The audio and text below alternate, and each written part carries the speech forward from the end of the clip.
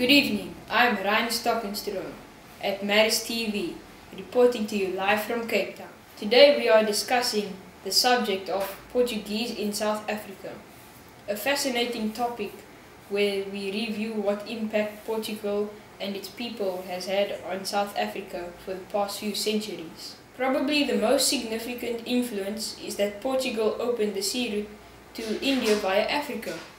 This eventually sailed from Portugal in 1488, first to the Cape Verde Islands, then around the Cape where they stopped at Mossel Bay.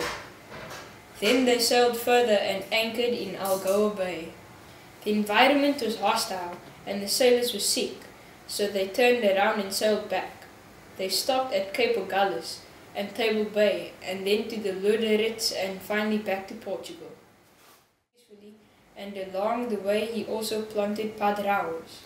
I had the good fortune of visiting the Cape of Good Hope Nature Reserve on Saturday the 18th August with my parents. And there we saw stone crosses built to symbolize those that were planted by the Portuguese explorers. Take a look.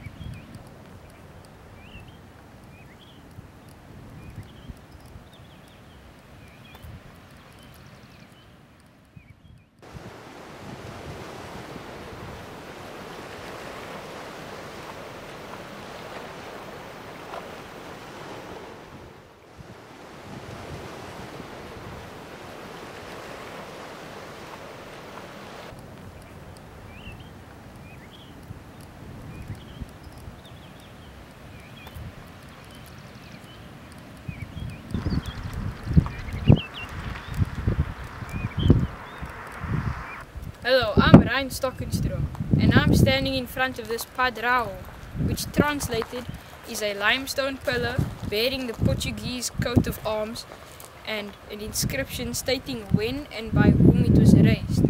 The cross on top signified the Portuguese sovereignty and Christianity.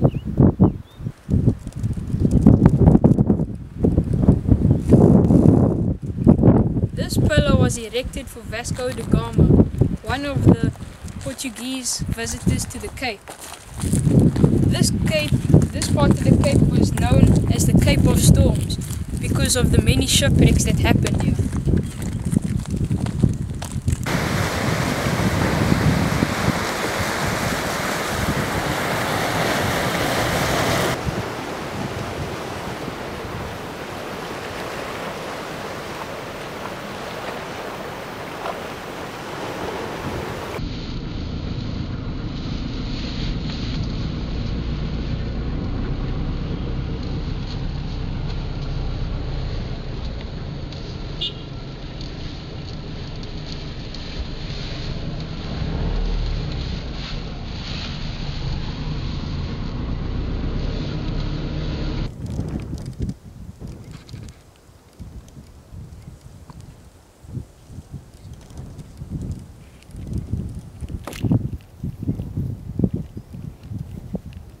As you can see behind me, there's another pillar, but this one was erected in honor of Bartholomew Dias.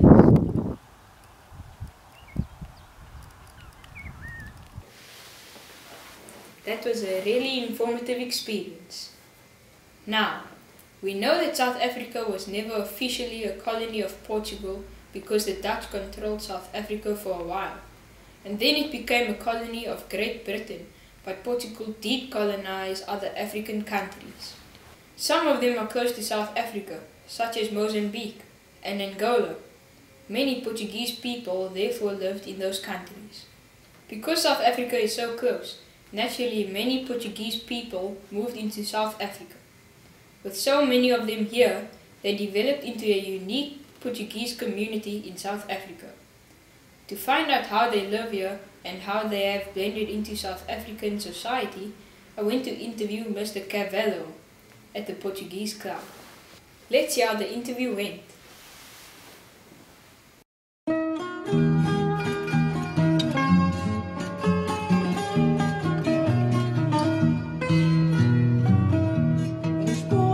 nasce sol e cheira a lua, quando nasce a madrugada sorrateira, e o primeiro elétrico da rua faz cor com as chintelas da ribeira.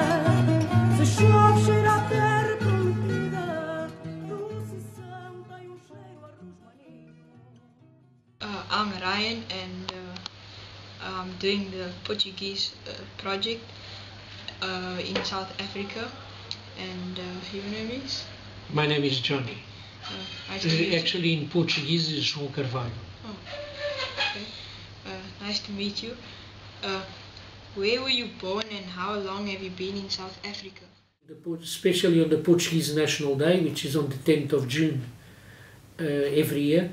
We have got always celebrations, and at that celebrations we start with the Portuguese anthem. Although we also sing, at the same token, we sing the South African anthem as well on the celebrations, because we feel that we are in the country, so we have to also oblige to the South African culture. Okay, thank you. It's a pleasure. I hope this has given you some insight into Portuguese history and culture in South Africa, and the role they played in pioneering an alternate sea route to the east. This is Ryan Stockenstroom from Maris TV. Good night and adios.